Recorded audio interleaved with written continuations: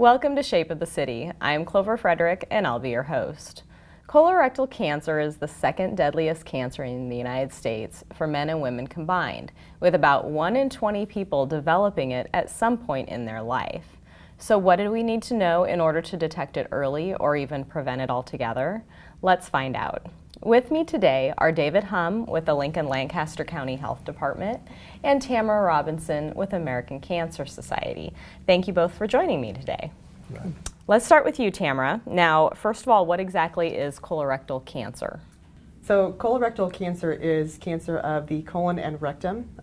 Most people generally like to refer to, or have it referred to more as colon cancer, and how it develops is through precancerous polyps. And those generally take about 10 years to develop, so that's why routine screening is so important for colon cancer. Okay. Now, what are some of the key factors in developing colon cancer? Really, for colon cancer, family history is one thing. Nutrition and exercise are kind of some behavioral risk factors that can play a part, but for the most part, there really is no thing. Anyone can get colon cancer, so that's why routine screening is so important. Okay, now let's talk about that screening for colon cancer. So for colon cancer, the screening generally is, there are a couple different types. The two most common are the stool blood test that a lot of people have heard. It's called an FOBT, so it's fecal occult blood test. That is something that people can get and take home. They can actually get them from the Lancaster County Crusade during the month of March for free.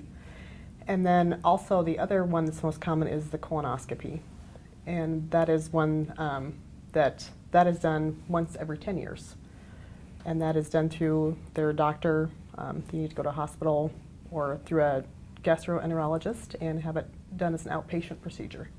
Okay, so if you're under the age of 50, is there any reason why you should get screened?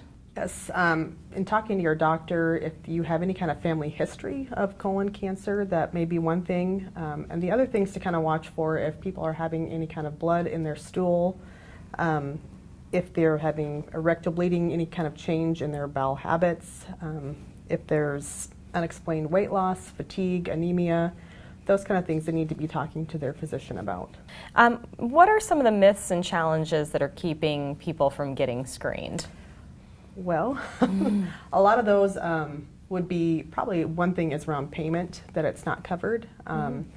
With the Affordable Care Act, there is insurance. This is a preventative measure, so that is covered under insurance.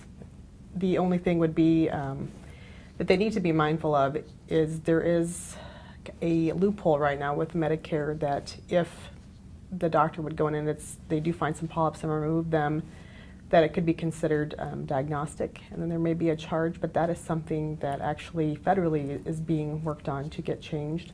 But for other private insurance and Medicaid, that's not an issue. I think the other thing would be for people that a lot of people just don't think that they're at risk for it.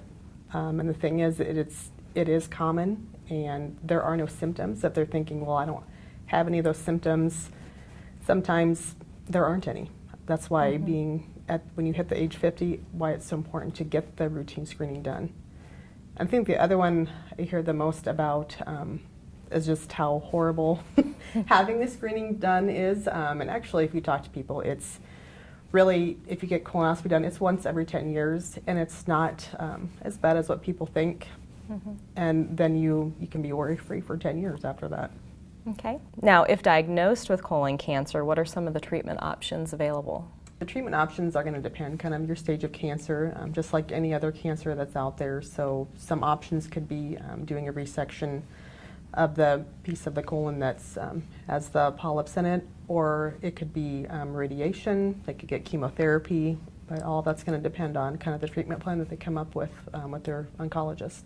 Okay, very good. Well, now let's talk to David a little bit about what's going on locally. What do the numbers look like in Lancaster County as far as colon cancer deaths? Sure. Well, unfortunately, Nebraska and Lancaster County is no different than kind of the rest of the country. That it's also the second leading cancer.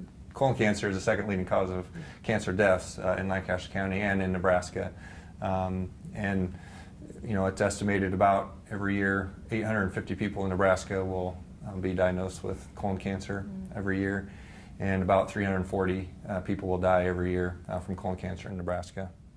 What sort of support or education is available to people in Lancaster County regarding colon cancer? Sure. Well, fortunately, Lincoln, like many health issues, we do have a lot of resources in our community.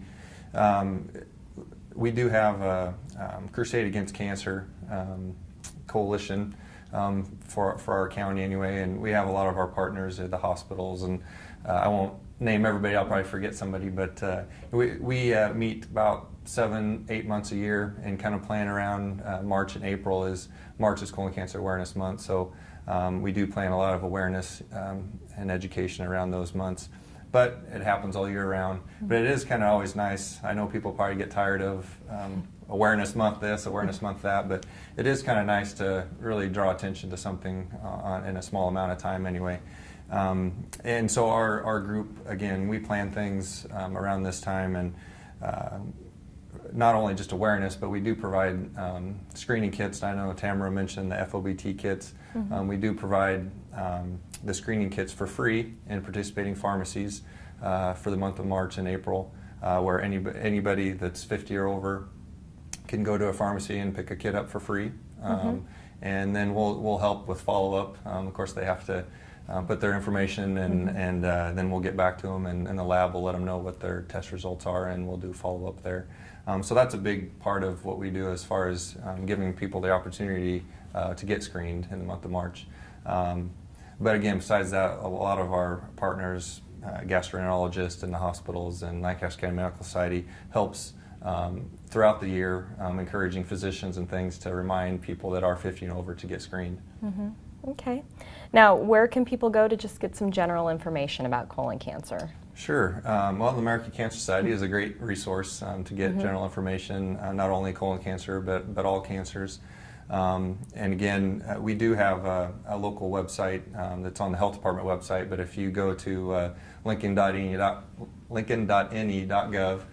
keyword colon cancer, we do have a page that has basic information, links, and also you can download information, even a coupon that you can go to the pharmacy. Now, you don't need the coupon, but it's kind of nice. It has a list of what participating pharmacies there are. There's about 36 pharmacies in Lancaster County that are participating with us, and so you can go there and download that coupon, and it'll list all the places you can go get a kit, which is very helpful.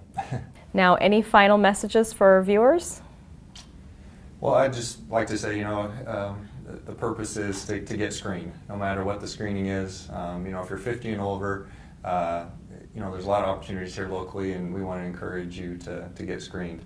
Again, I mentioned the free kits, but also the colonoscopy. Oftentimes, people think that's a bad word, or scary, or it is it's an invasive procedure, so people are kind of afraid. But you have to take that step. There's no excuse not to get screened. People talk about the prep and things. It's basically they just have to drink a lot of fluid to kind of clean you out for the procedure. And really, that's the worst part. The actual procedure is very simple, and so we just really want people to get screened. And I would just say, if you know people in your life, 50 older, encourage them to, and they haven't been screened, ask them, have they been screened, and encourage them, because getting that screening really could save their life. Okay, very good. Well, thank you both for joining me and reminding us how important it is to get screened. Thanks a lot. Thank you. you.